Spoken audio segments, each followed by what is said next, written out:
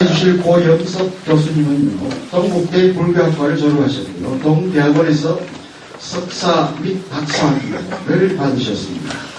고려대 대학원에서 박사과정을 수료하셨고요. 일본 영국대학에서 한국불교 교환 강의와 미국 하버드 대학교 아시아센터 한국학연구소 연구학자를 역임하셨습니다. 현재 동국대학교 세계불교학 연구소장을 맡고 계시고요. 한국불교사학회 및 한국불교사학 연구소장을 맡고 계십니다. 현재 동국대 불교학과 교수로 재직하고 계시고요. 저서로는 원효, 한국사상의 새벽, 한국불학사, 한국불교사 연구, 한국의 사상과 원효 근위의 가수로 있습니다. 혹시 여러분들, 시민 여러분들 중에 핸드폰 혹시 가지고 계시면 좀 꺼주시면 좋겠습니다. 강의 중에 진동이 많이 돼서 오프를 좀 시켜서 강연자 혹은 주변 여러분들 대구 시민들이 강의에 집중할 수 있도록 그렇게 이해를 해주시고, 강연자 선생님들 앞으로 모시겠습니다. 대구 시민 여러분 큰 박수로 감사해 주시기 바랍니다.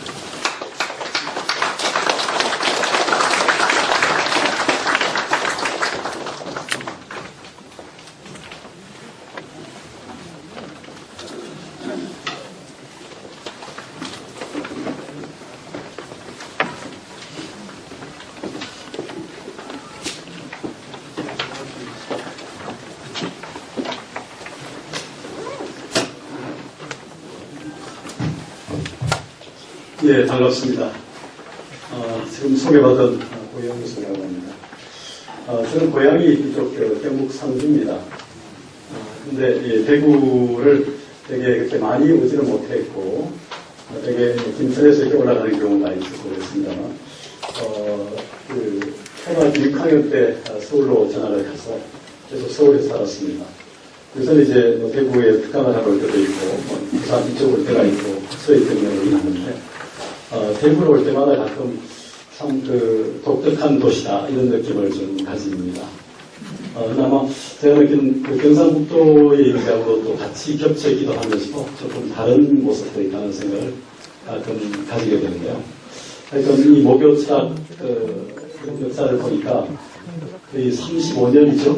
35년 동안 이렇게 목요일마다 이 낮에 한낮에 이 철학 강좌를 연다는 거 하고, 이것이 35년 동안 이렇게 되었다는 것이 놀랍습니다.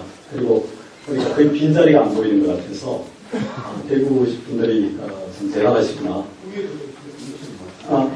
그렇습니까? 이게 뭐 스크린으로 같이 떴습니까? 그렇습니까? 예. 그래서 이 서울에도 이렇게 못하는 것 같은데, 어떻게 이 대구에서 이렇게 철학 강좌를 이렇게 빈자리 없이 여는가 하는 생각이 들면서, 역시 아마 대구의 저력이 아닌가 하는 생각이 들고요. 아마 경상도가 가지는 어떤 불교나 유교의 전통의 뿌리가 그냥 하루아침에 생긴 것이 아니다는 생각을 다시 갖게 됩니다. 원효와 퇴계로 대표되는 불교와 유교의 사상가 같은 이런 버금가는 인물들이 절비하게 무수하게 나타났죠. 그런 배경이 그냥 된 것이 아니라는 생각이 들면서요. 아마 여기 앉아 계신 분들도 여러분들의 의식 속에 아마 원효나 퇴계와 같은 이런 철학하는 분, 철학자의 유전인자가 개성되고 있지 않나 하는 생각을 가끔 많이 해보게 됩니다. 여러분들이 짧은 시간 내에 제가 어떻게 원효를 충분히 전달할지 모르겠습니다만, 한번 같이 원효를 좀 만나보셨으면 좋겠습니다. 여러분들이 내게 이제 원효라는 이미지를 생각할 때,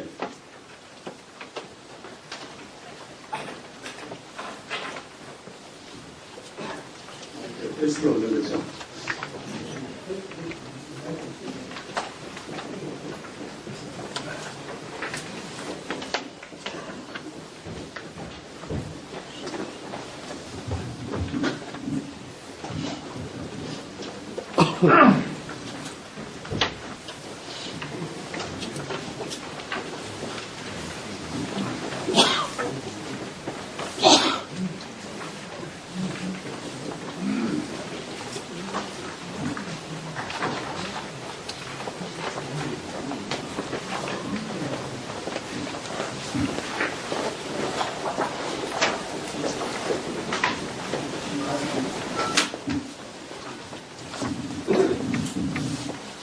되게 원효하면 원효를 끊는 이름이랄까요? 별명이 굉장히 많습니다. 한번 따라해 보시겠습니까? 원효, 세부, 제부, 시당, 시당, 서당. 서당, 예. 이 크게 대표적으로 이런 이름이 있고 그의 별명으로 이렇게 부르는 것을 들어있습니다.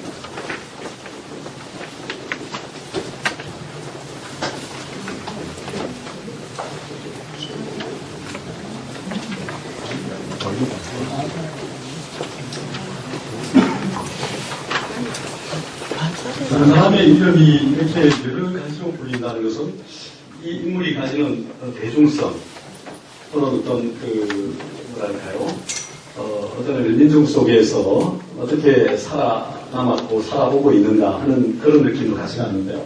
청구잠룡, 오선대사 그 외에도 많습니다. 또 불황지 진나 이런 말도 있고요. 그래서 이런 그 많은 이름들이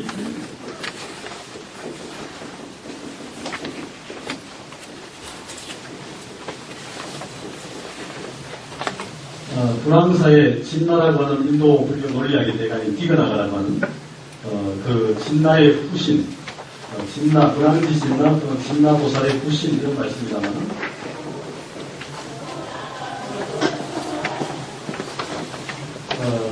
이런 여러 가지 편, 오선사에 오래 머물렀던 그런 우리 때문에 오선대사 또 청구를 우리가 여기 대부분이나 이쪽 한국을 우리를 신앙에게 청구했죠. 청구대학. 청구의 수원 장룡이죠. 수원용, 서당, 이런 여러 가지 표현들이 지금 이렇게 원효를 걷는 이름으로 전해지고 있습니다. 자, 우선 하나씩 보면요. 우선 원효는 말 그대로 지금 사회자 얘기하신 것처럼 어떤 모자죠? 새벽표자입니다. 첫 새벽이라는 게 첫 새벽.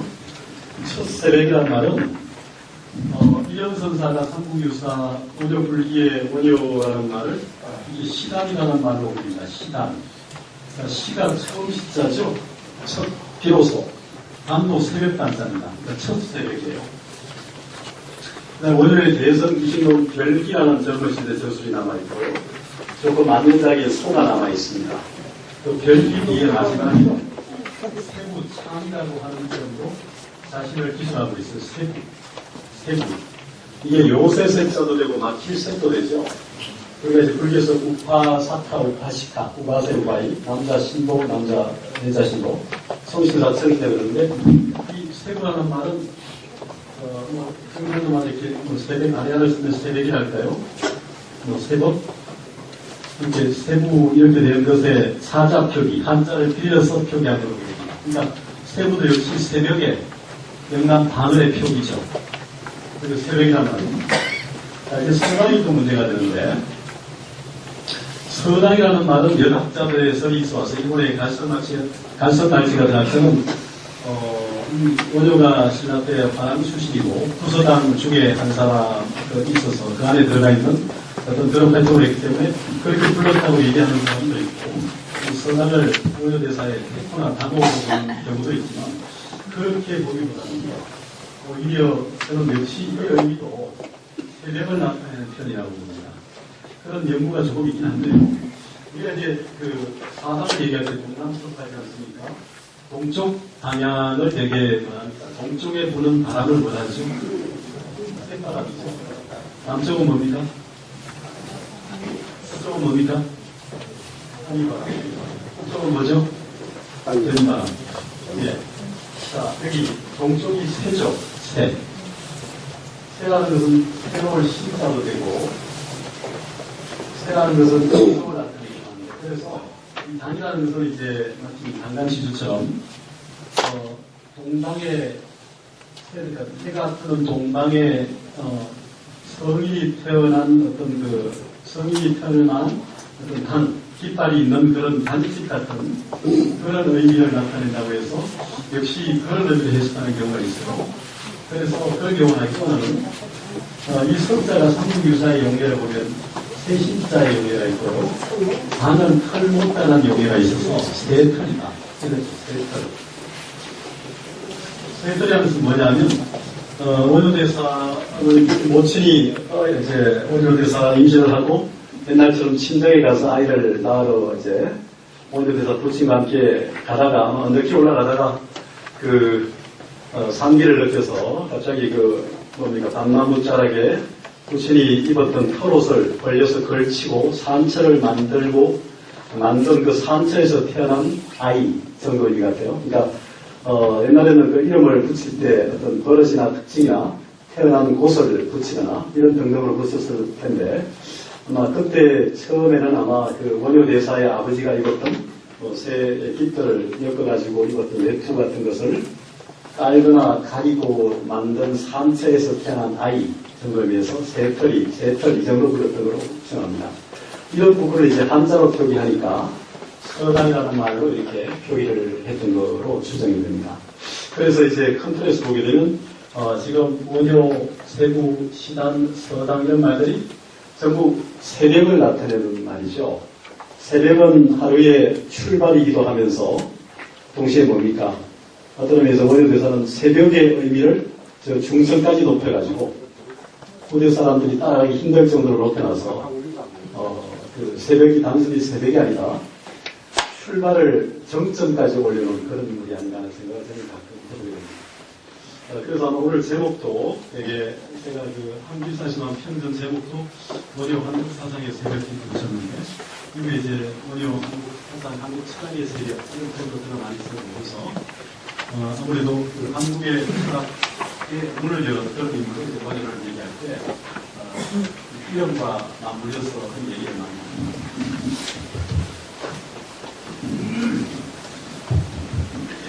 자, 우리 프린터 자료를 조금 보면서 얘기를 할까요?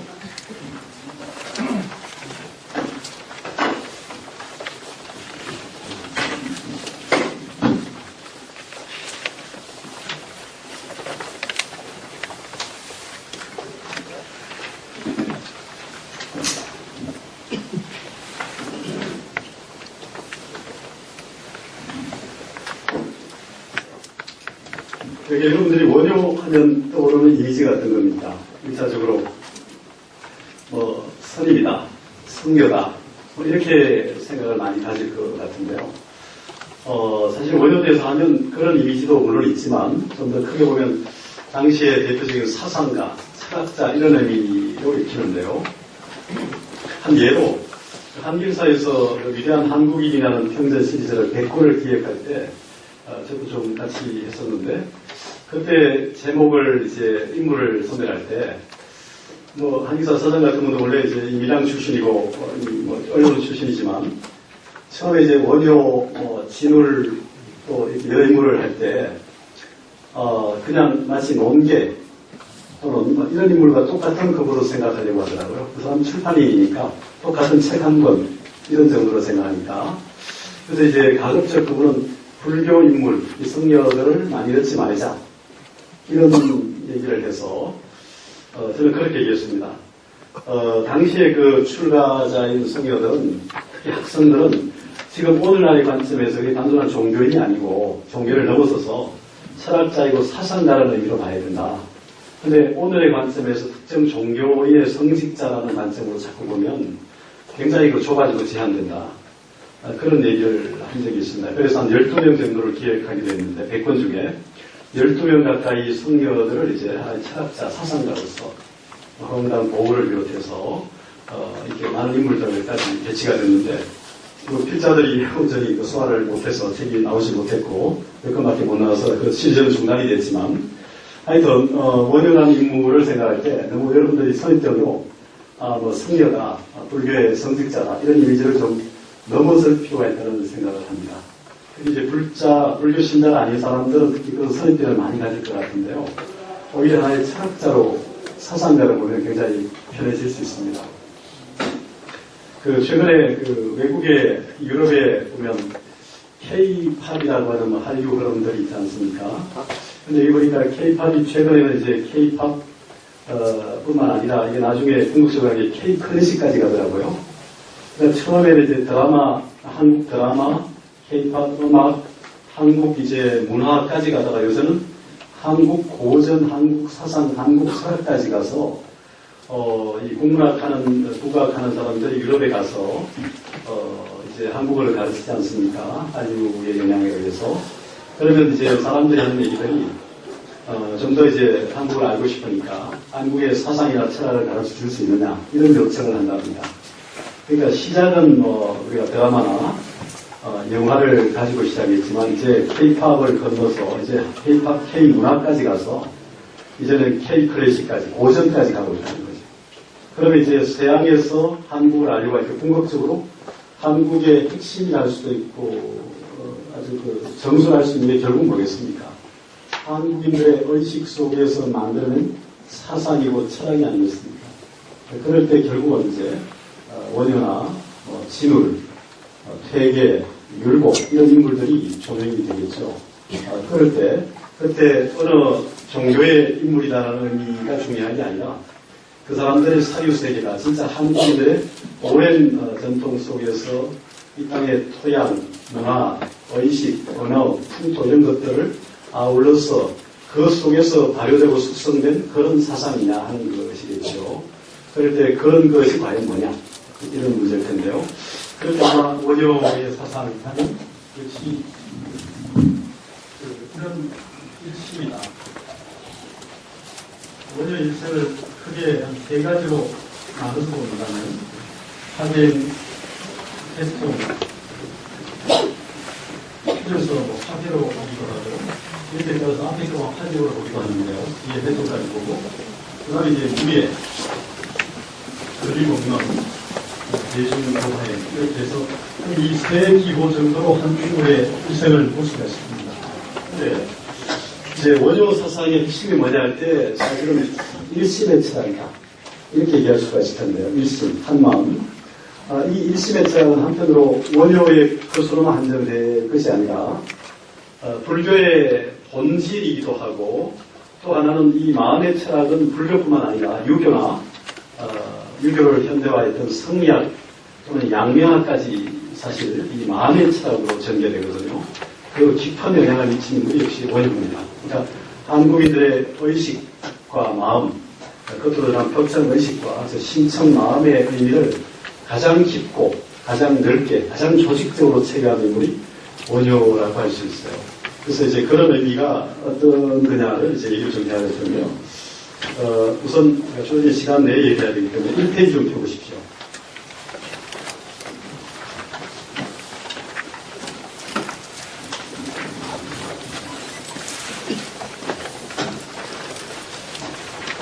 첫 번째 페이지 보시면 우리가 이제 사는 곳에 참 끊임없이 쟁론이 많죠. 그래서 뭐 성완종 리스트 때문에 상당히 사회가 어렵지 않습니까? 아침에 나올 때 보니까 신문을 보고 우리 그 장모님이 그런 얘기 하시더라고요. 마찬가지인데 뭐 대통령이 불쌍타 이런 말 한마디 하시더라고요. 뭐 그렇게 보실 수 있을 것 같고 또 결국 그 한국에 이렇게 한국식 사회가 썩었는가, 한국 사회가 이렇게 그 투명하지 않은 건가, 국무총리 한 명 뽑기도 이렇게 힘들고 장관 한 명 뽑기도 이렇게 힘든가, 아니면 정치 그 제도가 문제인가 하는 생각을 해보면서요. 전부 이 물망에 오는 사람들이 사양하고 사양하는 그 여러 가지 배경까지 보면서 과연 뭐가 문제인가 하는 생각을 좀 해보게 되는데요. 뭐 뿐만 아니라 우리가 여당, 야당의 문제, 종교의 갈등이 그래도 적지만 한국 사회는 분석을 있고 남북의 문제가 있죠. 또 뭐 남녀의 문제도 있을 수 있고. 그러니까 사람이 사는 것에 기본적으로 쟁론이 있습니다. 그죠? 뭔가 싸우고 다투고 하는 것이 사람들의 세계라고 생각이 됩니다. 근데 이제 이런 쟁론이 왜 생기는가? 여기 1페이지 나옵니다만 사실은 쟁론이라고 하는 것은 불교에서 볼 때도 기본적으로 나와 남을 가르는 배타성에서 시작이 되죠. 그것은 결국 내가 옳다, 또 너는 틀리다. 그러니까 나만이 옳고 다른 사람은 옳지 않다라고 하는, 그런데 이제 나라고 하는 게 과연 누구냐는 거죠. 내가 누구이고 내 생각이라고 하는 것이 절대적으로 옳은 것이냐 하는 문제가 전제가 될 텐데요.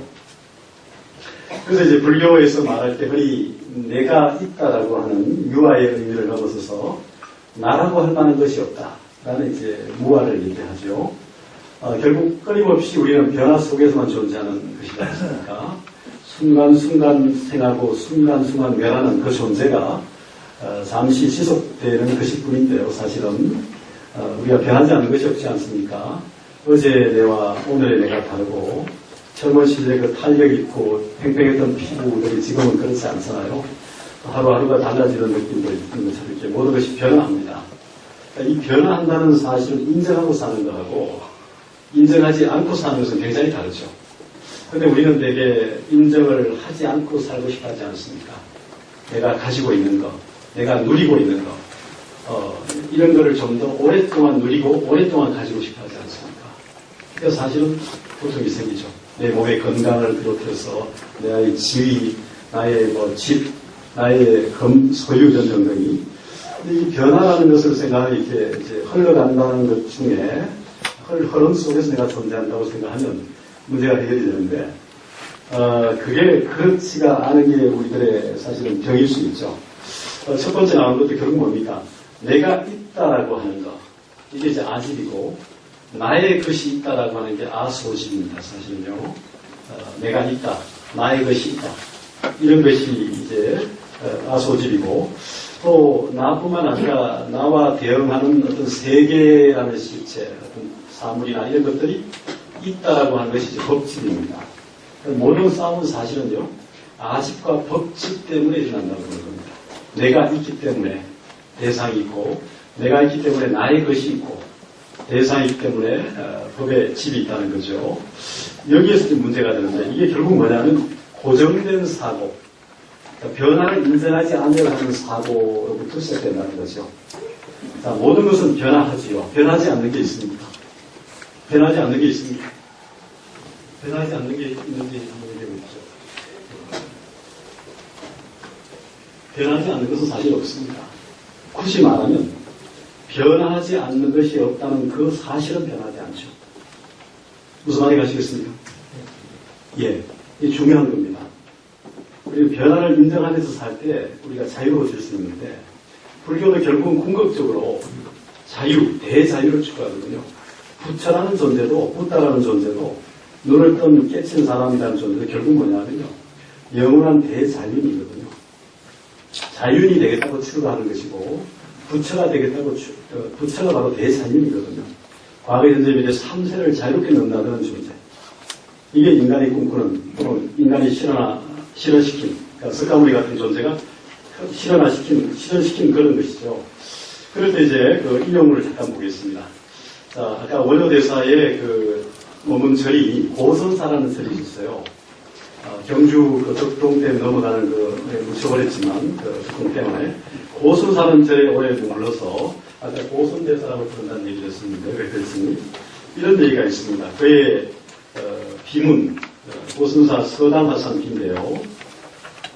이 서담화산 비의 장편에 이런 얘기가 간단히 보입니다. 아마 그의 대표적인 저작이 신문화쟁론.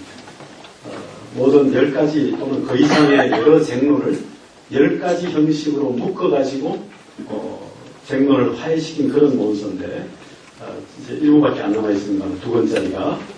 이런 말이 나옵니다. 부처님이 세상에 있을 때는 온전한 가르침에 힘입어 중생들이 한결같이 이해했지만, 원음에 따라서, 이름에 따라서, 한 목소리에 따라서. 그런데 중생들이 쓸데없이 이론들이 구부럼 일어나듯 하여서 혹은 말하기를 나는 옳고 남은 그르다. 아시타비. 혹은 나는 그런데 남들은 그렇지 않다. 라고 주장해서 드디어 그런 주장들이 하천과 한수를 이룬다. 강물처럼 크게 흘러갔다는 거죠. 근데 중생들이 어떤 것이 있다라고 하는 거 유를 싫어하고 무엇이 없다라는 것을 공을 좋아하면 나무를 버리고 큰 숲에 다다른 것 같다. 비유컨대 청과 남이 같은 바탕이고 청색과 남색이 얼음과 물이 같은 원천이고 거울이 만 가지 형태를 다 용납한 것 같다. 이 신문화쟁론의 한 단간이고 일부밖에 안 남아있기 때문에 온전히 다 알 수는 없습니다만 남아있는 부분을 조금 이렇게 생략 부분을 이제 건너뛰면서 보면 여기서 알 수 있는 것은 결국 뭐냐면요. 결국 아까 얘기드린 것처럼 나는 옳고 남은 그러다. 이거거든요. 내가 절대적으로 옳을 수 있나 이거죠. 남이 절대적으로 그럴 수 있나 이거죠. 이게 이제 문제거든요. 우리 이제 항상 이 고정된, 그러니까 우리가 불변하는 그 무엇을 자꾸 산전하기 때문에 항상 고통이 생기는 건데, 변화한다는 사실을 인정하게 되면 나도 틀릴 수 있고 남도 오를 수 있다는 것을 받아들여야 되거든요.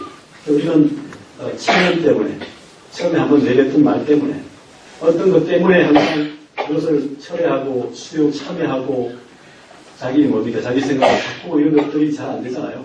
소위 우리 사회 뭡니까? 이 전향이라는 게 용납이 안 되잖아요. 배신이지 않습니까?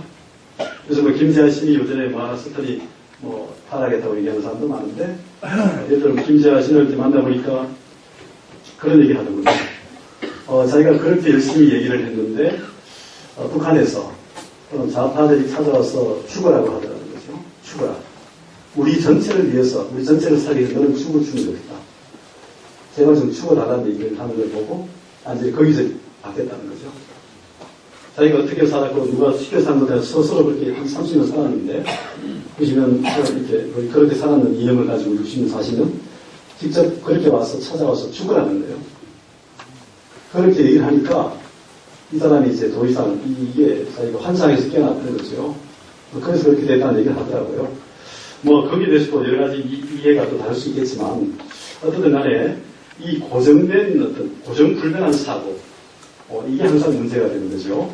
지금 여기서 말하는 것처럼 나는 옳고 남은 그러다는 이게 항상 문제인데, 이 부분이 바로 이제 모든 논쟁의 시작이 됩니다. 그 다음에 넘어보겠습니다. 2페이지.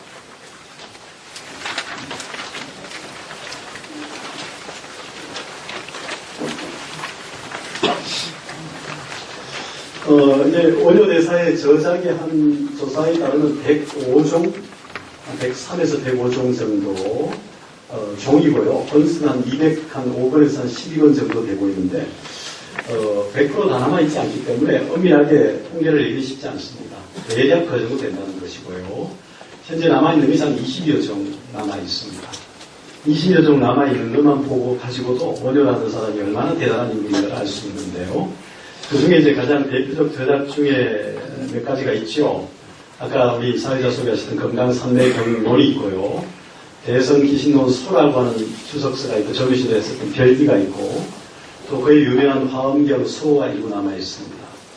그런 이제 세 가지 말고도, 또 일부 좀 남아있는 것 중에 대표적이 바로, 신문화쟁론 일부 남아있는 거고요.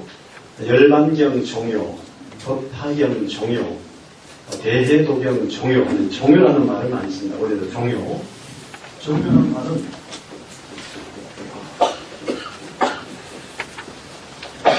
몇 가지 좀비라는 게 이것도 공간 요를 나눠서 얘기하기도 하는데, 어떤 의미에서 우리가 말하는 그 일산 액기서, 매실 액기서 하지 않습니까?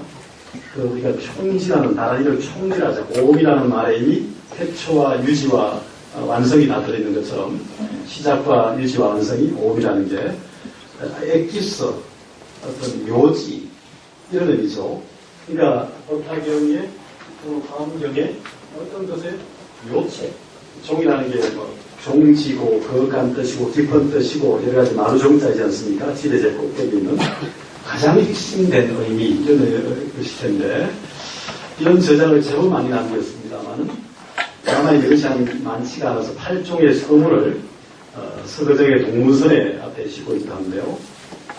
그 중에 하나 중에 이제 여기 나오는 바로 열반경 종요에 나와 있는 화배계라고 하는 그 개송입니다.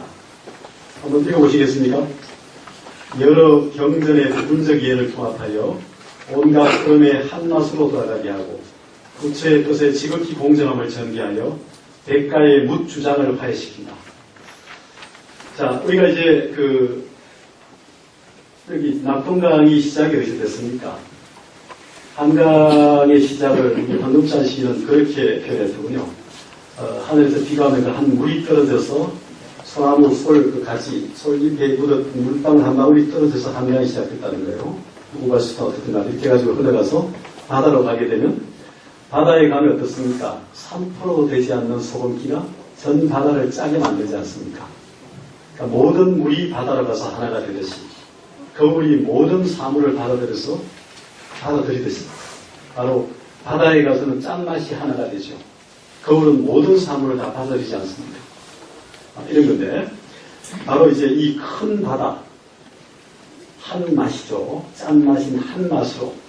그러니까 가지가지 주장이나 가지가지 경전들을 통합해가지고 온갖 흐름의 한 맛으로 들어가게 하고 나는 옳고 너는 틀리다 뭐 이렇게 여러 갈등과 쟁론들을 다 바다라고 하는 큰 마음으로 한 맛으로 다 만들어간다는 거죠. 돌아가게 하고 부처의 뜻에 지극히 공정함을 전가해요. 이 불교가 추구하는 게 중도이지 않습니까? 중도. 자, 중도라는 것을 여러 가지 해석이 가능한데요.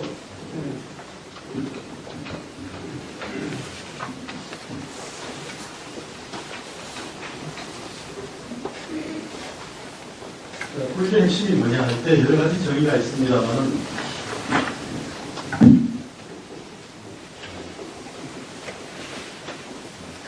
중도, 가장 올바른 길, 중은 정에 다른 편이죠. 동시에 공에 다른 편이 나옵니다. 있다라고 하는 유와 없다라고 하는 무, 이 없다를 넘어서는 자리에 중이 자리하거든요. 굉장히 역동적 개념입니다. 그래서 춤은 결국 유무를 넘어서는 중에서 삼는 비유기무라는 말 씁니다만 비유기무를 나중에 공이라고 하죠.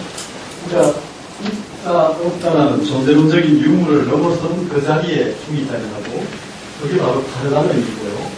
그런 유무의 실체, 절대성을 넘어서는 자리에 공이, 지혜에 팔로 공이 자리하는데 같은 이런 말씀 드린 것도 있는데 부자의 깨달음의 가르치는 핵심이 어떤 의미에서 춤이라고 하는 자체로 모든 사물을 관찰하는 중도입니다. 중도에 나눠져 있죠. 제2의 부처란 용수보살이 가르치는 사실은 바로 공이죠, 공. 이 실제성이라고 하는 공이라고 하는 관점을 통해서, 자태를 통해서 모든 사물을 관찰하는 공간에 있다는 걸 생각하고 있습니다.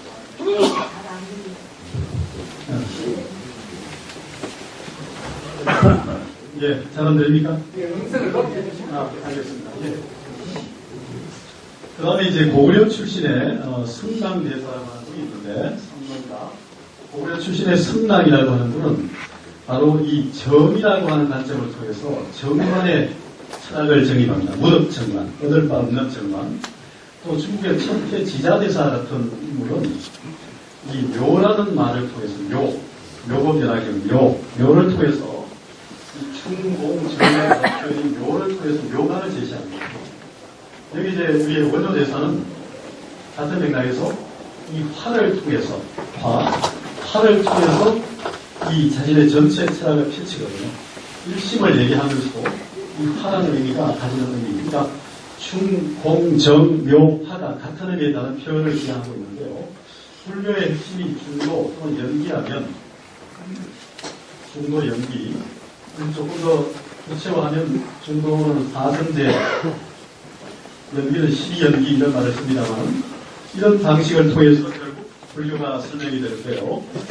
여기서 부처의 뜻에 지극히 공정함이라는 것, 지극히 공정함은 치우침 없는 가장 올바른 길, 활발한 그 공의 지혜라는 게 결국은 바로 공이거든요. 공 또는 중이거든요.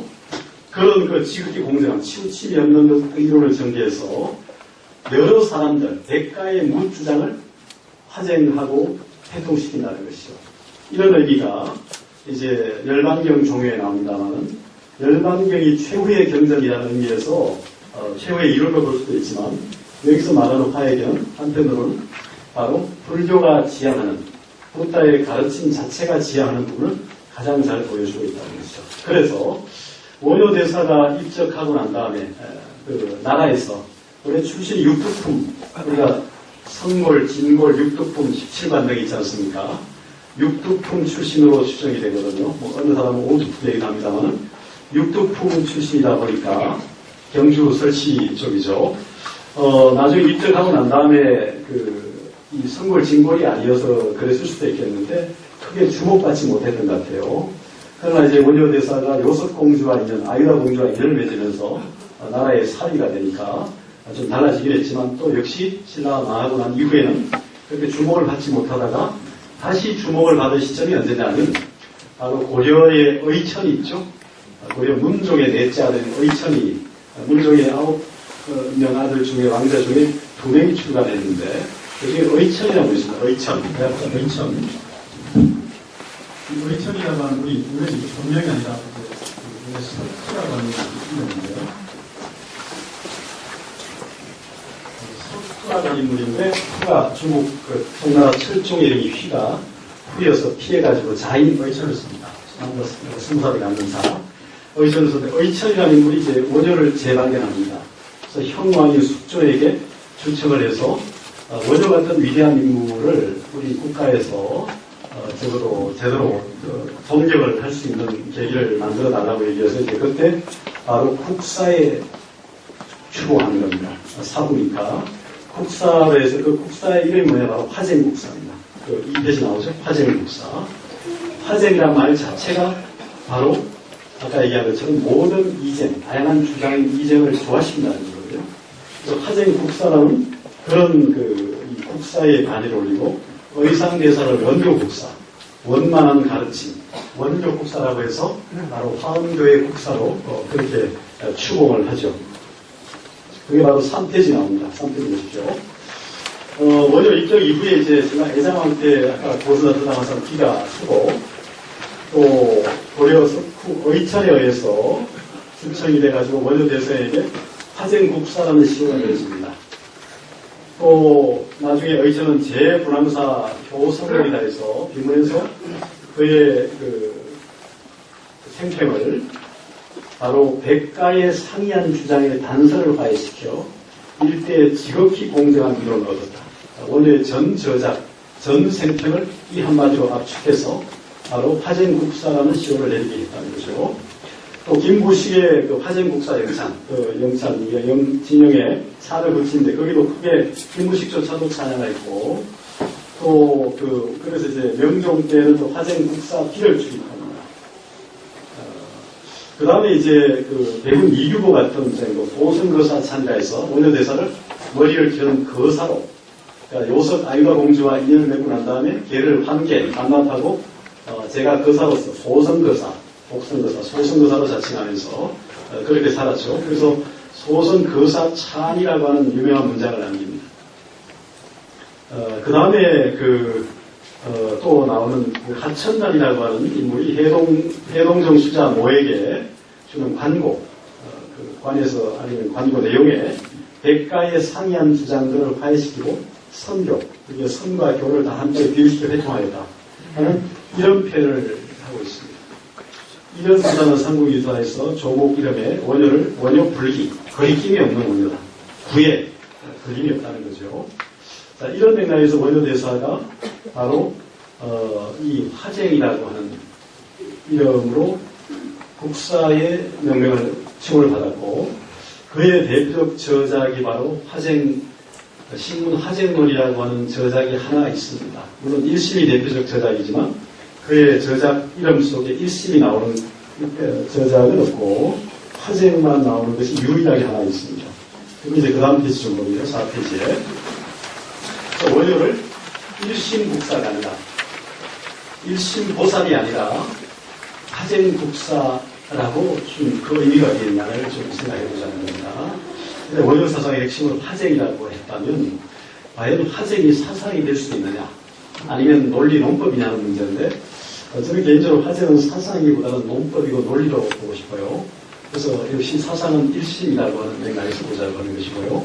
일부 제학자들은 화쟁이 사상이다 이렇게 얘기하는 분도 있는데 사상에 대한 정의에 따라서 볼 수도 있겠지만 전체로 원효는 1심, 화쟁은 또 화배, 무해라고 하는 세 가지 기호로 글을 볼 수가 있는데 여기서 이제 그런 맥락을 고려하면서 이렇게 화쟁 회통의 과정의 방법을 조금 살펴본 그런 제가 연구를 해본 적이 있습니다만 그 과정을 보면 밑에 4페이지 마지막 단락에 나오는 것처럼 원효의 이제 화쟁 화해론법에서 늘 말이 제기되는 게 뭐냐면 그러니까 문이라고 하는 것 두 가지 문이라고 하는 것을 설정합니다. 논이라는 것을 설정해요. 논, 문과 논. 우리가 대성기신론에 두 가지 문이라 할 때 되게 마음에 맑고 해맑고 깨끗한 진여 문이 있고요. 또 마음에 찰나를 하면서 그 빈틈 속으로 번뇌가 들어오죠. 그 도로는 거기 문이 심생멸 문이 있습니다. 이런 이렇게 두 측면, 국면 어떤 상황이라고 볼 수도 있고요. 이런 것을 전제하면서 논리를 전제합니다. 이것은 우리가 언어적 인간이기 때문에 두 가지 항이 가능한 경우의 수는 네 가지죠. 긍정이 있고 부정이 있고 긍정종합이 있고 부정종합이 있지 않습니까?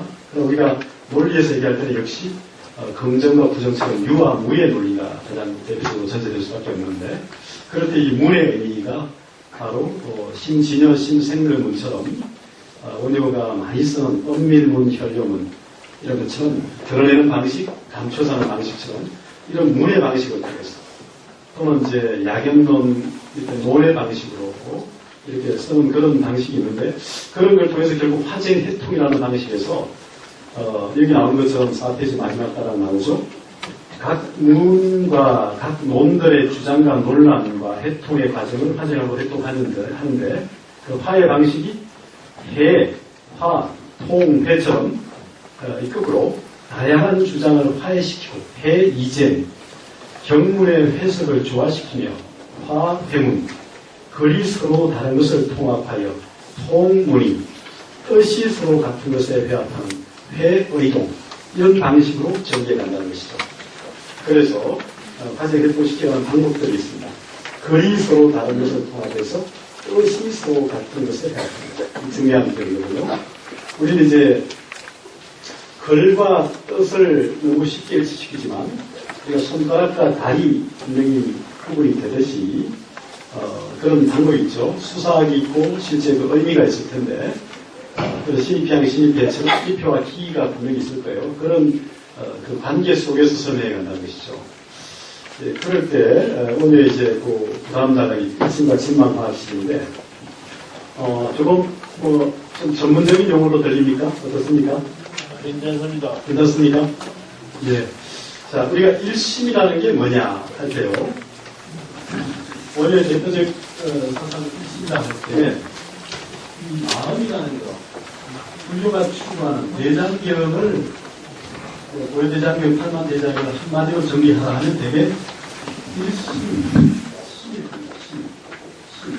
마음. 그런데 여기서 원효 우리 한국사상은 원효의 역시 원효는 일심의 개념을 통해서 한 마음이라는 걸 통해서 자신의 철학을 구축한다는 말이죠. 일심의 철학. 그럼 우리가 진울은 어떤가 보면요. 진울은 진심 직선처럼 진심을 통해서 나오거든요. 자신의 철학을. 그 다음에 나오는 뭡니까? 해고. 해고 보호 같은 경우는 바로 자심, 자기 마음, 자심을. 또 나온 해건 같은 경우는 무심. 여기도 진심은 뭡니까? 무분별심에서 무심하고 통하죠. 무심도 무분별심입니다. 그럼 나중에 조선의 서산 휴정, 천어 휴정 같은 경우는 이 선한 마음, 선심을 조선 말의 경어 같은 경우는요.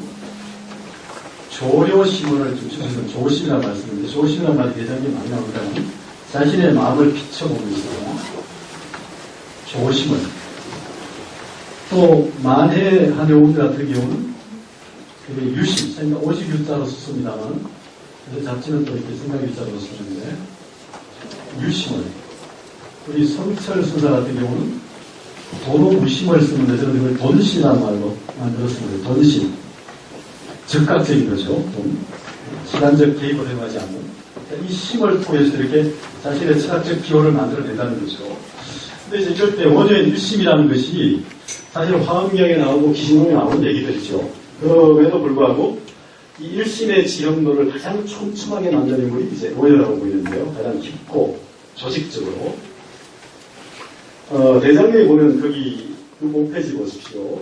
가운데 원래 이제 이 용수라고 하는 제2의 일단은 대성보살, 용수보살 때는 이 마음이라는 것을 엄밀하게 제6식, 제7식, 제8식 이렇게 제9식이 나누지 않았고 그 이전에 우선 여러분이 다 아시겠지만 우리 불교에서 바라보는 세계를 이렇게 설명하지 않습니까?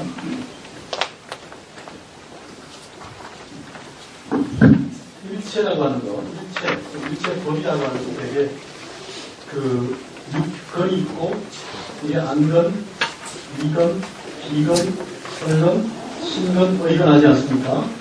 여기 대응한 6경, 그래서 감각기관, 감각대상에서 색경, 성경, 향경, 미경, 촉경, 법경 이렇게 하죠.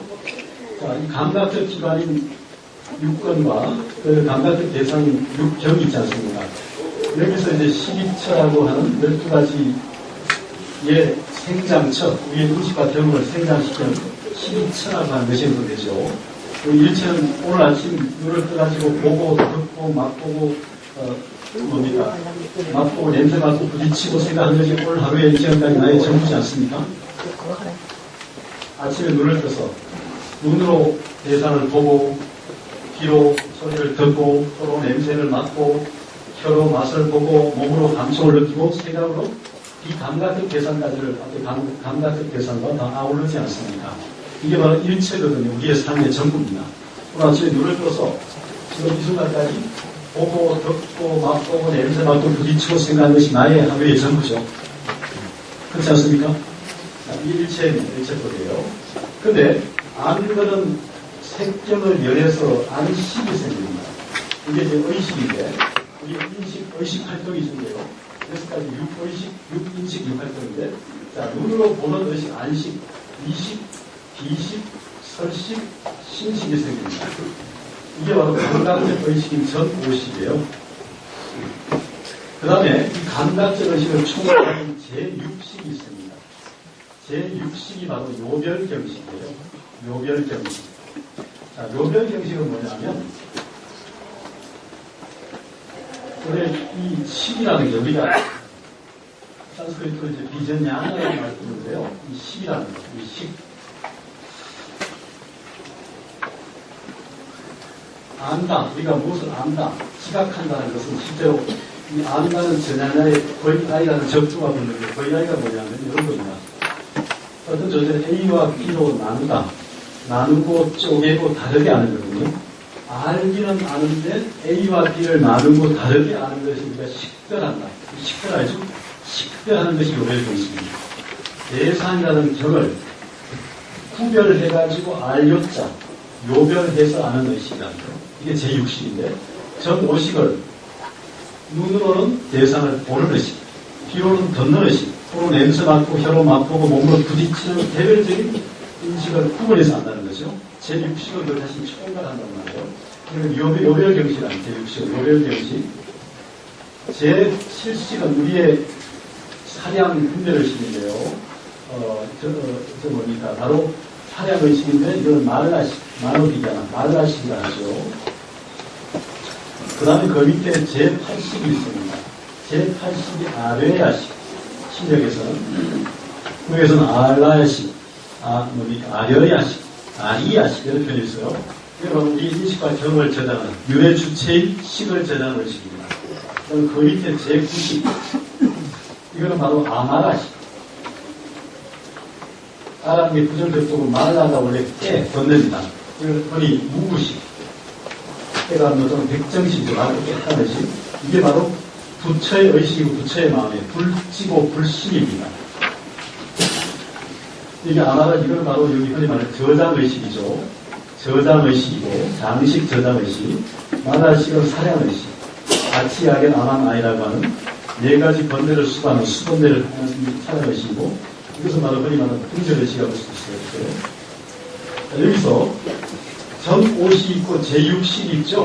제6식, 제7식, 제8식, 제9식까지 가는데, 동아시아 7, 8세기 5조 시대에는 인간의 의식을 8개로 보느냐 9개로 보느냐 논변이 치열어 있습니다. 구역 유식, 시력 유식, 기신론까지 포함해서 인간의 의식을 8개로 보느냐 9개로 보느냐. 8개로 보는 사람들은 8개는 아까 기신론 얘기했지만 기신론 안에 담겨있는 한 가지 측면. 그럼 대성 기신론이라는 책을 들어보셨죠? 대성에 대한 흐름을 이끄는 모습입니다.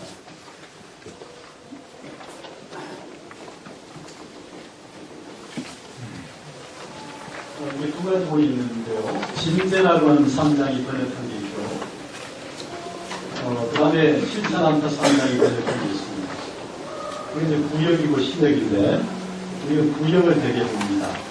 대성에 대한 믿음을 일으킨 모습인데, 대성주의 교과서 같은 책이에요. 원효대사는 이 저작에 대해서 8종 가까이의 주석을 남겼는데, 현존하는 것 2종입니다. 동아시아에서 가장 유명한 책이고, 저는 개인적으로 불교 모양에게 불교를 가르칠 때, 불교를 소개할 때, 3가지만 읽어보게 하고 싶은 책을 고르라면, 글쎄요, 첫 번째 반야신경, 두 번째 건강경, 세 번째는 대성기신론, 이렇게 뽑고 싶을 정도로 불교를 한마디로 보여주면서 전체를 보여줄 수 있는 3권만 소개하라 할 때 건강경, 반야신경, 건강경, 대성기신론이 불교 전통의 가장 본질을 잘 보여주는 텍스트가 아닌가 생각하는데, 대성기신론에 대한 주석은 역대 무수한 논사들을 비롯해서 그 사상가들의 저작이 남아있습니다. 주석서는 한 300조 이상 될 겁니다. 그만큼 중요한 책인데요. 오늘 여기에 별기라고 하는 책을 좀 적으시네. 만년작으로 수록하는 남기입니다. 자, 그런데 여기에 구조가 1심이 있는데, 1심에 2가지 측면이 있어요. 신진여물이 있죠. 신생멸물이 있습니다. 구조가. 자, 진여라는 것은 말 그대로 뭡니까? 맑고 깨끗한 것에 참으로 그러한 존재. 그렇고 그러한. 한결같이 그러한. 우리 인간의 개념적 분별을 개입시키기 이전에 그 존재, 진실한 존재 상대. 여러분 저거 아시죠? 노래, 김국환의 노래 하타타 아십니까? 어떻게 부르죠? 네가 나를 모르는 데니까 내가 나를 모르는 데니까. 괜찮아요. 네가 나를입니까? 내가 나를 모르는데 네가 나를 이렇게 됩니까? 다 될 수 있는데 아마 내가 아닙니까? 자, 그 타타타는 게 뭐냐면요. 원래 이게 산스크리트예요. 따.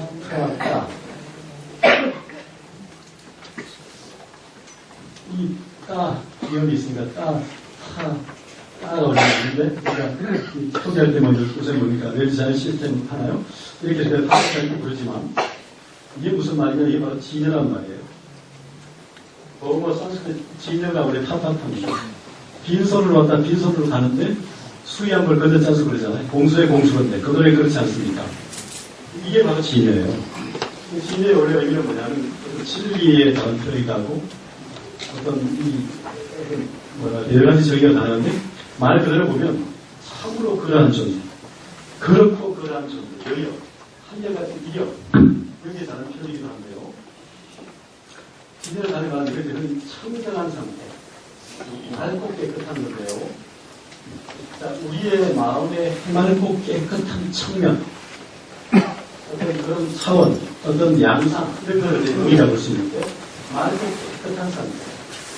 그 다음 여기는 찬란하게 찬란을 하는 겁니다. 이유가 이런 거예요.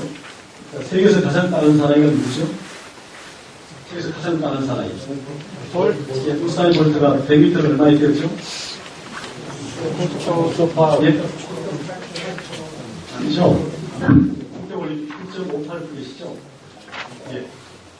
총을 빵 쏘았을 때 스타트 라인이 빵 하는 소리에 라스트 라인까지 가는 게 9.58초면 1초에 10m를 넘게 뛴다는 계산이 나오거든요. 예를 들어서 그죠? 그것도 빨리 갈 때 그걸 숙지하십니다. 1초에 10m를 넘게 뛰어야 가능한 기록 아닙니까? 그러면 이 사람의 의식 속에는 빵 쏘는 순간 여기로 달려가는 직선, 실선의 거리밖에 없죠. 실선밖에 없죠. 빈틈이 없죠. 이런 상태가 진여에 비유한다면 진여물의 측면. 자, 오늘 대구 시립중앙박물관에 가서 원효 특강 들으러 갔는데 가보니까 뭐 기대보다도 뭐 특가하고 생각이 자꾸 하면서 빨리 끝나면 여기 가야지 이렇게 생각을 하면 이게 선이 끊어지겠죠. 그죠? 빈틈이 생기다 이렇게. 여러분 남의 집중하면 안광이 지배를 치라나니 종이를 집중해서 보면 눈에 빛이 뚫려가지고 종이가 뚫려야 되잖아요. 그러니까 돋보기 놀이 아시죠? 빛을 모아서. 여러분 우리 강에 몰입하면 물이 뚫리고 안광이 판매를 꿰뚫라니. 그죠? 연기가 물이 뚫리면 몰입을 해야 되잖아요. 그렇지 않으면 여기 몸은 여기 있지만 생각은 지금 딴 데 가 있고 집에도 갔다 오고 주차 잘 되는 데 생각하지 않습니까? 이게 왔다 갔다 하지 않습니까? 그런 빈틈으로 뭐라 그러니까 번뇌가 들어오나요? 번뇌가. 우리 마음에 좀 걷다가 3.5% 빠졌다. 3.5%는 안 되죠. 저는. 가다가 빠졌다가 다시 왔다가 이렇게 한다. 이 빈 틈이 바로 번뇌가 들어요. 근데 이게 생멸, 생멸하고 생멸을 그랬잖아요. 우리 마음에 번뇌가 남아있는, 번뇌가 소멸했다가 생겨났다가 이런 상황이 되면 사람들의 빵 소을 들어도 오늘 바람 들고 것도 좋은데 어디 한번 가자라고 생각하면 이 기록이 나올 수가 없겠죠. 3.58이 나올 수가 없잖아요. 이 정설의 단계. 심리의 이 정설의 단계처럼 바로 우리 마음의 해맑고 깨끗한 차원인 진영과 찰나생 차나라는 때묻고 끊어진, 때묻고 생멸하는 마음. 이런 차원의 두 층의 우리 마음이 있다는 거예요. 한 인간의 지금 일심 속에는 이 두 차원이 있다는 거예요. 다만 이 두 차원이 이제 대성기는 일심이 바로 제8식이고 이게 열애장이고 이게 아레아식이라고 하는 방식으로 구성되어 있다는 거예요. 보통 일심은 부처의 마음이고 부처와 중생을 갈라보는 것이 일반적이고 오히려 그런데 여기 기신론의 위대함은 일심을 바로 중생심으로 본다는 거예요. 이 기신론의 위대함은 기념문보다는 생명문에 집중하고 있다는 이 구조 자체가 전체가 그런 부분과 더불어서 원효대사는 이 일심을 통해서 자신의 철학을 정립하는데 바로 이 기신론의 논리를 원용해서 철저히 자기와는 철학을 만들어내는 거죠. 그래서 대성 기신론의 구조가 1심, 2문, 3대, 4신, 5행, 6자본 이렇게 되어 있어요. 남아미 타불까지 이렇게 그러니까 이온과 시천까지 견디하는 그런 구조로 되어 있는데 그 중에 이제 분황이라는 말씀은 뭐냐면 분황은 원래 왕군사에서 선덕여왕 때 절을 완성을 했죠. 진흥왕 때 절을 황교사를 걸고 진흥왕 때 황교사고 선덕여왕 때 짓고 왕군사라고 지었는데 나중에 분황으로 바뀝니다. 분황이라는 말 자체를 한번 더 설명드리면 자, 이 풀이가 아까 시작이 원효만 했지만 잘 보시면 이 풀이 뭐냐면 풀이 이 푼다리카예요. 푼다리카 연꽃입니다. 연꽃도 우리가 백년, 천년, 홍년, 황년 이렇게 있죠. 혹시 황년 보셨습니까? 황년? 황년? 황년이라는 게 있잖아요. 연꽃 중에 연패입니다. 연꽃 중에 연꽃. 최고의 연꽃. 파이터 로투스죠. 그러니까 연꽃 푼다리카 중에 엔페러 최고. 연꽃 중에 연꽃이라는 거죠. 분황이라입니다. 원효대사의 가장 오래 머무른 절이어서 제가 처음에도 썼지만 이런 데다 여러분들이 되게 분황사의 특종도 그렇고 분황사의 그의 탑비를 세우잖아요. 그리고 이현수자 시에도 의찬의 시에도 분황 부석해가지고 원효 의상을 분황과 부석으로 부르기도 하고 이렇게 부르거든요. 그럴 정도로 분황은 원효의 법호가 될 정도로 분황사의 원효죠. 그러니까 분황이란 말은 이제 원효의 다른 표현인데 널리 알려져 있지 않지만 이제 그렇게 경기에서 도포로 분황 원효 부석 의상 이렇게 썼는데 부석은 최초에 얘기 썼고요. 이런도 쓰고 의천도 다 씁니다. 되게 출가자들 되게 구분할 때도 이렇게 되게 도포가 분명히 동일한 경우가 많아서 어느 절에 누구 그랬잖아요. 그럴 때 절의 이름, 산의 이름, 그다음에 지명 이름, 또는 교리 여러 가지 의미가 있는데 이렇게 해서 또 집대 분황원인데 그 분황은 일식을 대원경지의 진식으로만 이해하는 유식가들을 따라져놨다. 이 5페이지 가운데 나갑니다. 자, 여기서 이제 하나 더 의미를 뭐냐면 불교가 궁극적으로 추구하는 게 뭐냐면요. 불교 유식이라고 하는 인식론에서 얘기하는 것은 결국은 불교가 추구하는 이런 말로 좀 얘기하죠. 이거 따라해 보시죠. 전미개호. 전미개호. 전식덕지. 전식덕지.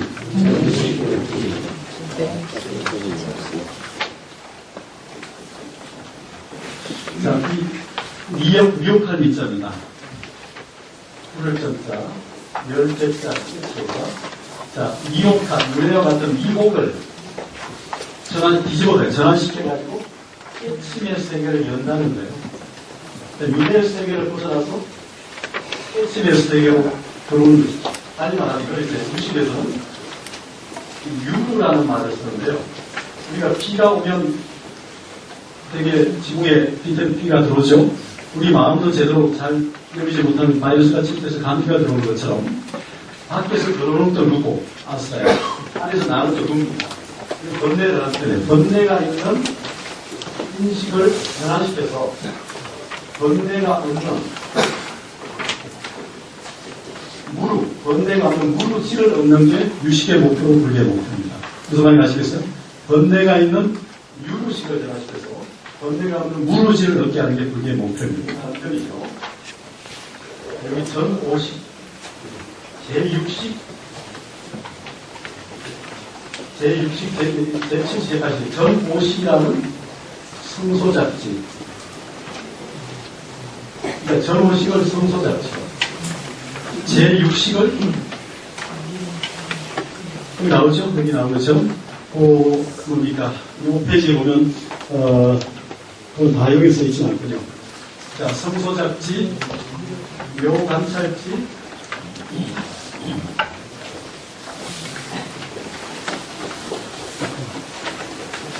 또 하나는 뭐죠? 여기 대원경지까지 펼치고 가는데 성소잡지, 묘관찰지, 하나 지금 딱 기억이 안 나요. 대원경지까지 이렇게 있는 번뇌가 남아있는 인식을 번뇌가 사라진 치로 바꾸는 거예요. 이렇게 전환시켰는데 이렇게 성소잡지로 묘관찰지로 평등성지. 이거 따라해보세요. 성소잡지, 묘관찰지, 평등성지, 대원경지. 이 번뇌가 있는 유루식을 번뇌가 없는 무루치로 시해로 바꾸는데요. 전5식을 성소잡지로, 제6식을 뭡니까? 여기 묘관찰지로, 제7식을 평등성지로, 제8식을 대원경지로 이렇게 바꾸는 겁니다. 전환시켜요. 이게 바로 불교가 추구하는 하나의 목표라는 거죠. 특히 유식에서. 그런 부분에서 이제 원효대사는 자, 기신론이 말하는 게 뭐냐면 일심 속에 있는 진식과 망식, 일심 안에 있는 진식과 망식이 다 있는 그런 의미로 설명을 함으로써 우리 저기 이제 제9식을 따로 설정하려고 하는 구유식, 진제3장일의 구역유식에서 말하는 구유식의 입장에서 제9식을 설정한 부처의 의식을 절대화시키는 이런 차원이 아니라 제8식 속에 있는 맑고 깨끗한 그런 측면, 진명문의 차원에서 따로 설명이 되는 것이지 굳이 따로 8식 밖에 제9식의 설정이 필요 없다라고 주장하는 것이에요. 이게 이제 그 당시에 기신론적 입장이고 원효는 어떤 입장이냐. 예를 들어서 이제 현장 규기 같은 인물은 유식에서는 제8식까지만 얘기합니다. 그리고 진제 같은 경우는 제9식까지 얘기하고 원효는 제8식과 제9식을 다 아울러가는 식으로 유치해요. 그 뒤에도 나오지만 그 5페이지 밑에 자, 제9식은 바로 뭐냐면요. 아까 저기 말하는 법계 체성지고 자성 청정식이기도 한데 자성이 청정한 마음인데 그러나 부처의 마음이고 부처의 의식이라는 겁니다. 근데 원효는 이렇게 얘기하죠. 그거 나오죠? 문화는 일심을 제8식에만 한정하지 않고 제9식을 향해 열어둡니다. 어떻게 하냐면 자성청정심은 제9아마라식이라고 하며 제8식과는 체는 같지만 뜻은 다르다. 이런 의미를 통해서 체는 8식설을 지지하는 것이고 뜻은 9식설을 향해 열어둔다는 거죠. 이게 굉장히 중요한 지점입니다. 일심을 그러니까 기신론의 일심의 구조를 기반으로 하고 수용하면서도 오늘 89식의 논쟁 사이에서 바로 8식론자다, 9식론자다 각각 떨어지는 방식이 아니라 기본적으로 8식을 긍정하면서도 9식과의 소통의 문을 열어둔다는 겁니다. 그래서 거기에 바로 얘기하는 거예요. 바로 일심의 신의성, 본각의 결정성 그런 측면으로 설명이 되는데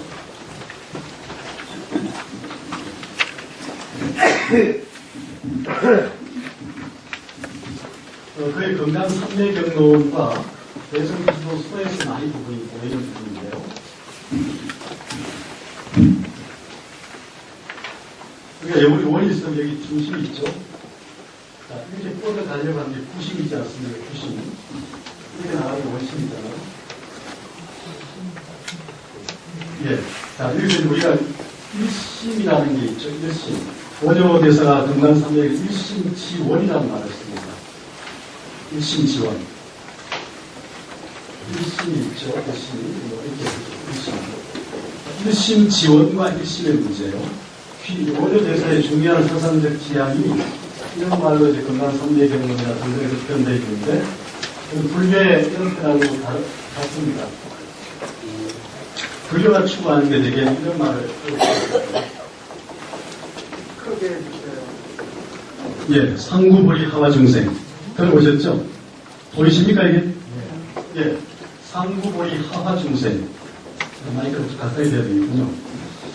자, 위로는 깨침 보리를 구하고 아래로는 중생을 교환한다. 이게 이제 불교가 추구하는 기본적이기 때문에 오늘은 이제 상홍불법 이런 말을 씁니다. 위로는 불법을 홍보하고 그 기신론에 나오는 표현이죠. 소에 아래로는 중생을 교환한다. 이런 표현인데 금강산맥용에서 이런 말을 씁니다. 귀 일신원 진짜 이렇게 돼요. 요익중생 한번 따라해 보십시오. 귀 일신원 요익중생 요익중생 일심의 근원으로 돌아가는 생각으로 중생을 풍요롭고 이익되게 하는 겁니다. 근데 흔히 이제 이건 수평적으로 A와 B에서 A와 B를 나눠서 보는 경우가 많은데 오히려 이렇게 보고 싶어요. 우리가 이위용법에서 이위 있지 않습니까? 일심의 근원으로 돌아가게 함으로써 중생을 풍요롭고 이익되게 한다는 이런 방식으로 해석하고 싶어요. 저는 이 두 개의 관계를. 우리가 홈리스들이 많은데 그러실 때 이제 어릴 때 되게 못 먹는 사람에게 빵을 주고 돈을 주는 것도 중요하지만 그들에게 스스로 일어설 수 있는 힘을 주는 게 굉장히 중요하다고 생각하는데요. 자, 일심의 근원으로 돌아간다는 거. 이건 뭐냐면 일심의 주체가 누구냐는 거죠. 여기서 이제 보살이, 부처나 보살이 중생의 마음의 근원으로 돌아간다는 의미로 해석되는 게 아니라 일반적으로 볼 때는 어떤 수행의 주체자가 자신의 마음의 근원으로 돌아간다는 생각을 하나 하고 또 역시 그 이후에 그러니까 이건 전이고 깨치고 난 이후에 중생을 교화한다. 이렇게 둘로 많이 해석을 하고 이걸 갈라서 많이 하는데 저는 그렇게 보고 싶기보다는 이 둘을 아울러 보고 싶다는 거죠. 일수의 주체는 뭐냐면 좀 더 각자가 부처나 보살이 눈뜬 사람이 중생들이 가지고 있는 모든 마음 일심의 그 근원으로 돌아가게 함으로써 궁극적으로는 중생이 그들 스스로를 풍요롭고 있게 하자는 거죠. 그러니까 홈리스들에게 돈 주고 빵 주는 것만이 아니라 그들의 의지를 살려서 생의 의지를 살려서 스스로 자신의 본명의 본심으로 돌아가게 함으로써 스스로 자기 자신을 풍요롭고 있게 하자는 방식으로 해석하자는 겁니다. 그래야 원효를 사용의 방식이라고 생각하는 것이고요. 그렇게 볼 때 원효의 저작 중에 대성기신론 수가 있고 금강산맥 경론이 있는데요. 대성기신론은 기존에 수석이고 금강산맥에 대한 수석이 금강산맥 경론입니다. 흔히 금강산맥의 성의를 중국에서 만들어진 얘기가 하지만 신라에서 만들어진 시간인 것 같아요. 신라 당시에 신라인들의 요청에 따라서 만들어진 것 같고 그 당시에 이 금강산맥을 만든 주체 역시 원효나 해안인 해공이나 대안이나 여러 복수가 있을 수도 있고 원효가 그럴 수도 있는데 하여튼 자기가 주도해서 여러 사람들에 대해서 하고 추석도 단 것이 아닌가라는 것이 엄밀하게 보니까 좀 보이는 부분이 있어요. 그런 좀 있어야 되는데 여기서 보면 이제 금강산맥경에서 이런 말을 많이 씁니다. 본강의 결정성이라는 말을 써요. 결정성. 그 다음에 일심의 신의 성이라는 말을 씁니다. 기신론에서는 신의 성. 아까 성자신의 성. 신령하게 이해하는 그런 성질이고요. 그러니까 일심과 일심 지원. 일심은 우리가 열애장 여기 보면 기본에서는 일심은 열애장이고 좁게 보면 아래아식이고 그렇죠. 그런데 일심 지원을 얘기하고 있어요. 일심이 있으면 일심에 또 원이 있을 수 있는데 이 부분을 이제 지원의 의미를 일심 그 자체 이렇게 볼 수도 있지만 또는 일심의 그 뿌리로 볼 수도 있어요. 깨침이라고 하는 게 사실 부처의 우리 마음의 뿌리인 부처로 가는 게 깨달음으로 가는 길인데 우리 마음속에 있는 부처의 그 마음자리 그게 돌아다니는 게 결국은 이제 불교가 달려가는 건데 이 일심지원은 보니까 마치 본강의 결정성처럼 끊임없이 구심으로 돌아다니고 있는 이 구심력에 핵에 있는 게 바로 본강의 결정성 같고요. 그 다음에 이 구심에서 다시 원심으로 뻗어가려고 하는 게 결국 일심의 신뢰성이 아닌가. 그래서 제8식과 제9식의 그 긴장과 역동, 그러니까 원어는 8식의 본체, 8식의 체를 검증하면서 그 뜻은 9식으로 열어놓는데 그 의미가 바로 여기에 있는 게 아닌가 생각이 드는 거죠. 일심의 신뢰성과 본강의 결정성의 관계인데 원효가 여기서 말한 것처럼 그 일심을 진망화합식으로 파악하는 것이 바로 대성기신론인데 일심은 진식인 심신에서는 진식도 있고 심생인 것처럼 망식이 같이 동거하는 진망화합식이 바로 일심이고 기신론에서 그걸 주장하는 걸 바로 이제 중생심이라고 한단 말이죠. 그러면서도 원효는 바로 자성청정심은 제부 아마라식이라고 하고 제빵 아라식과는 체는 같지만 뜻은 다르다. 단순히 이론적으로 설명하는 것만이 아니라 다른 맥락까지 보면 분명히 그런 팔식론자이면서도 구식과의 소통을 열어두고 있다는 거죠. 그러니까 신력 유식론자, 구역 유식론자를 딱 떨어지게 하는 게 아니라 팔식론과 구식론을 함께 다 아우르고 있다는 거죠. 예를 들어서 그렇지 않습니까? 이런 두 척이 있죠.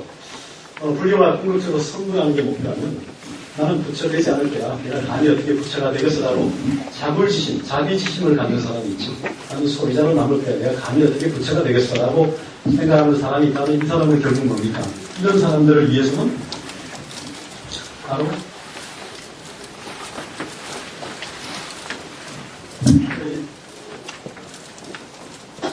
중생과 부처의 세계가 이렇게 있다면 중생이 곧 부처라고 하는 측면이 있고 또는 이제 부처와 중생을 하나 부르는 것이 있겠죠. 이렇게 부처는 중생일 수도 있는데 중생과 부처를 갈라보지 않으려고 하는 측면이 굳이 말하면 팔식론일 수도 있다면 중생과 부처를 갈라보려고 하는 것이 구식론일 수 있어요. 나는 이게 한 소식에서 감히 누가 나를 가르쳐라고 교만한 마음을 갖는 사람에게는 아니야 너는 아직 팔식 속에 있는 청정한 마음을 얻었지만 그 팔식은 아직 진망화합식이 망식과 동거하고 있는 불안정한 측면이 있다. 부처의 차원인 제부 아마라식을 얻기 위해서 더 수행을 해야 돼. 라고 얘기함으로써 팔식과 구식을 갈라준다. 이 말은 중생과 부처를 갈라보는 차원의 구식론이라는 거죠. 근데 반면 내가 감히 어떻게 부처가 되겠어? 나 같은 무슨 무자이가 어떻게 되겠어? 난 소리가 나오지 않는 사람은 모릅니다. 이 사람 아니야. 너나 부처나 다 일심을 가지고 있는 존재고 부처는 청정한 상태를 먼저 얻었었고 너도 그걸 얻으면 부처가 될 수 있으니까 부처를 포기하지 말고 해봐라고 적극적으로 권유한 당시죠. 그러니까 중생과 부처를 동일 차원에 놓고 권유하는 게 팔식론이라는 거죠. 옳고 그러면 문제가 아니라는 거죠. 그 사람의 수준이나 차원이나 어떤 상황이 어떤에 따라서 그렇게 선택해준 것이지 팔식은 옳고 구식이 틀리잖아. 구식은 옳고 팔식이 틀리다는 것이 아니라는 거죠. 이런 측면을 원효는 가장 올바르게 파악한 게 아닌가라는 거예요. 그래서 이런 논리를 정리한 게 아닌가라고 저는 생각한다는 겁니다. 원효의 본가의 결정성과 일심의 실효성의 그 개념을 설정하는 걸 보면 그래서 또 하나 7페이지 보시면 한 5분 정도 후에 끝내겠습니다. 오래 걸린 것 같은데요. 예. 이제 일심의 이문이 있다고 얘기를 하면서도 이제 단선적으로 보게 되면 일심의 심진열, 심생면이라는 이문이라는 단선적으로 본 측면도 있지만 진여 아니도 뭡니까? 언어에 의지하는 의연 진여가 있고 언어를 떠나서 가는 이런 진여가 있어요. 그 다음에 생면 안에도 각이 있고 불각이 있습니다. 그러니까 이 말의 의미는 좀 달리 말하면 진여의 불변적 의미가 있고 그럼에도 불구하고 언어를 떠난 궁극적 세계가 있지만 진여라는 것도 언어를 통해서 설명할 수밖에 없다는 상황이 또 있는 거죠. 우리가 지금 이후에 언어적 인간인 상황에서 그럴 때 진여 쪽에도 두 측면이 있고 생멸 쪽에도 각과 불각이 있죠. 각의 차원이 있고 불변의 차원이 있는데 불각의 차원이 있는데 이 두에서 진여의 변화적 측면하고 생멸의 가계 측면이 만날 지점이 있지 않겠냐는 거죠. 그런 맥락을 저는 고려해보고 있고, 우선 그 7페이지 두 번째 단락에 이비문에서 이제 이비문 서두에서 기신론에 이렇게 얘기하는 부분이 있습니다. 이 두 번째 단락 보시면 실심을 신진여문과 신생멸문 두 측면에서 파악하면서 진여는 대성, 그러니까 마음의 본체를 나타내고 생멸문은 마음의 자체 상용을 나타낸다는 것이 제 마음인데, 여기서 작자들의 해석이 갈리죠. 원효와 법장의 차이를 이제 법장에서 준게 원효 군왕은 몸체는 진여에 있고 몸거린 상과 몸짓은 생멸심에 있으며 생멸심 안에 체가 있지만 그 체는 상에 종속된 체이고 체종상이므로 별도로 말할 필요가 없다. 이렇게 얘기하죠. 반면에 법장은 진여는 대성의 본체를 나타내지만 생멸심 안에는 체와 상과 용이 갖춰져 있다 해서 각기 나는 거죠. 제3용 상태를 각기 납니다. 그래서 군왕은 이 둘 사이의 유기적 관계를 고려해서 생멸문 내 체를 상에 종속된 체로 보는 반면에 법장은 둘 사이의 독자적 행보를 염두에 둬서 생멸문 내 체를 별도의 체로 파악한다는 거죠.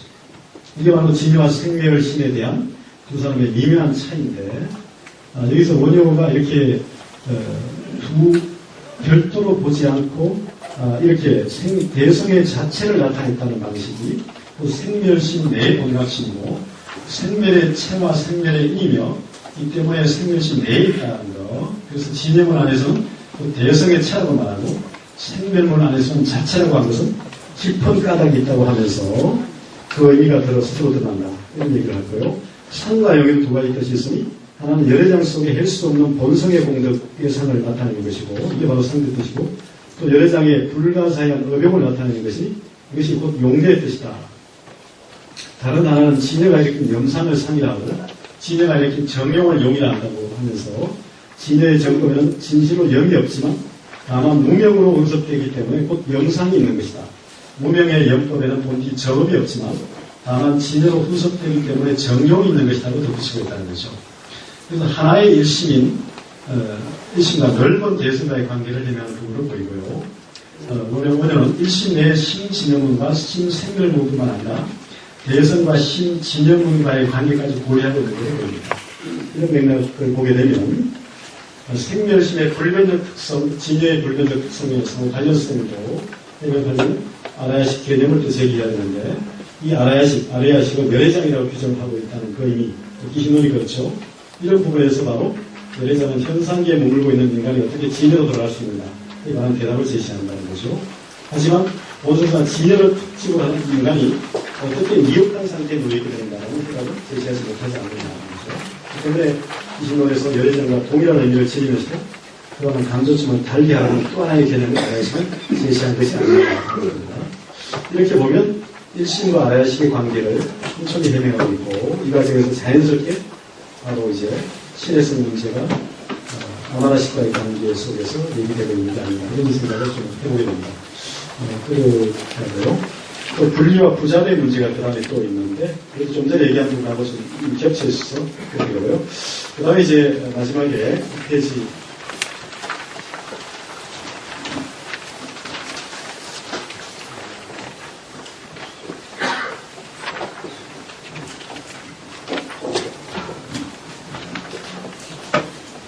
원효의 철학을 일심의 철학이라 할 때, 우리 기신론에서는 기본적으로 80에 대한 얘기를 하고 있죠. 근데 건강상명에서는 90설까지 얘기하고 있습니다.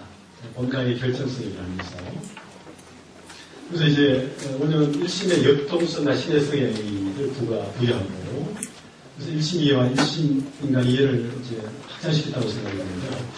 일심이 뭐냐 할 때 여러 전개가 가능한데, 우리가 이제 이 작은 나, 내가 있다라고 하는 작은 나가 있죠. 그러니까 이제 불교가 말하는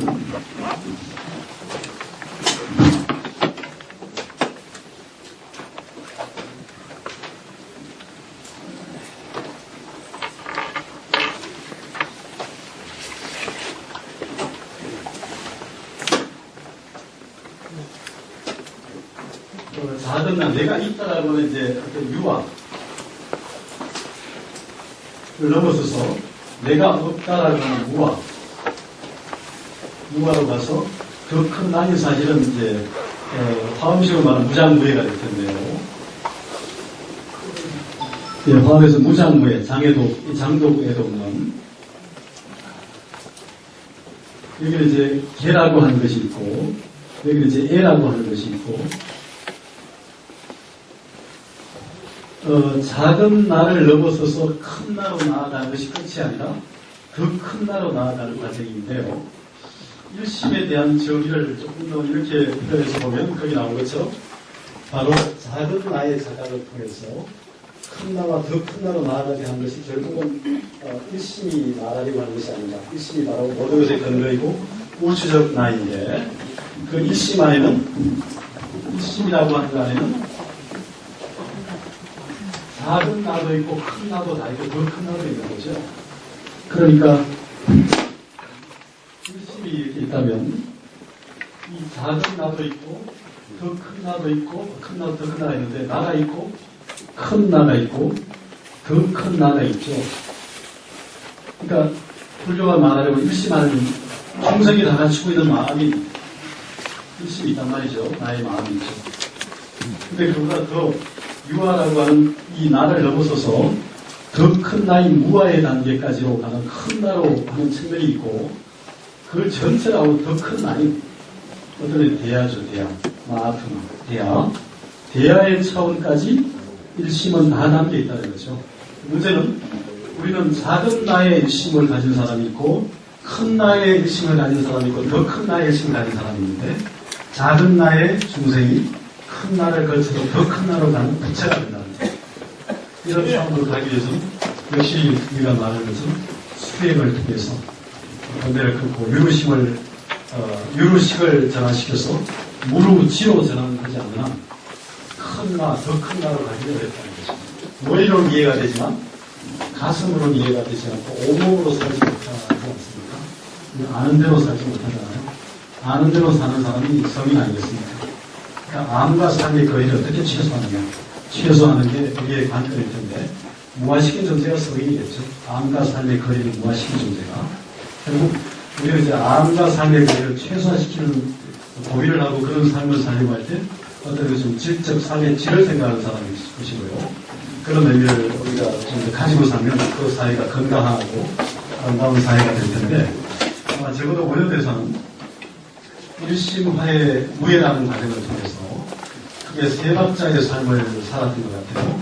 우리가 성철승사를 어떻게 보냈다고 좀 다를 수 있는데 우리가 깊은 공부와 깨달음이 있으면 그걸 나누는 차원이 있고 나누는 방법의 차원이 다를 겁니다. 우리가 이제 위대하다는 의미를 생각할 때 뭐냐고 하면 일심이라고 하는 촘촘한 논리뿐만 아니라 깨침이라는 차원까지 같은 의미가 있죠. 그래서 일심을 저는 뭡니까 치밀한 사고력 이런 말로 풀어보기도 하는데요. 화정의 또 화해를 이제 뭡니까 활달한 문장력 이런 말로 사용하기도 하는데요. 어느 논리까지 포함해서 무예를 이제 넘치는 인간미 이런 말로 풀어보기도 하는데 그러니까 치밀한 사고력과 활달한 문장력을 갖는 것까지는 나름대로 가능할 수 있을지 몰라도 바로 이게 넘치는 인간미까지를 가지고 그렇게 더불어 모든 사람들과 더불어 나누면서 사는 도사력을 하는 것은 쉬운 일이 아니라 생각합니다. 머리로 아는 걸 넘어서서 온몸으로 사는 삶을 살아가기 위해서 어떻게 살아야 되나. 원래는 적어도 바로 그런 삶을 살았던 인물이 아니냐 하는 것이죠.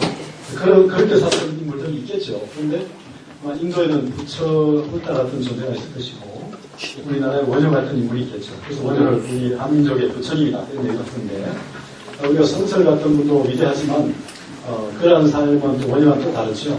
그래서 아님의 세계와 상의 세계를 일치시하려고 하는 노력. 최근생처럼 지행 경질의 의미도 있고 양면처럼 지행 할일 일치도 있겠지만 일단 이 암과 삶의 거리를 어떻게 최소화시키느냐 무화시키느냐 이런 노력이 우리에게 필요하지 않는가를 일깨워준 사상자가 원효 아니라는 생각을 하고요. 아는 대로 살려고 했고 그런 모습을 우리에게 보여주기 때문에 원효는 오늘날에도 우리에게 이렇게 오늘 이렇게 여러분들이 들으려고 하시는 게 아닌가 하는 생각을 해보면서요.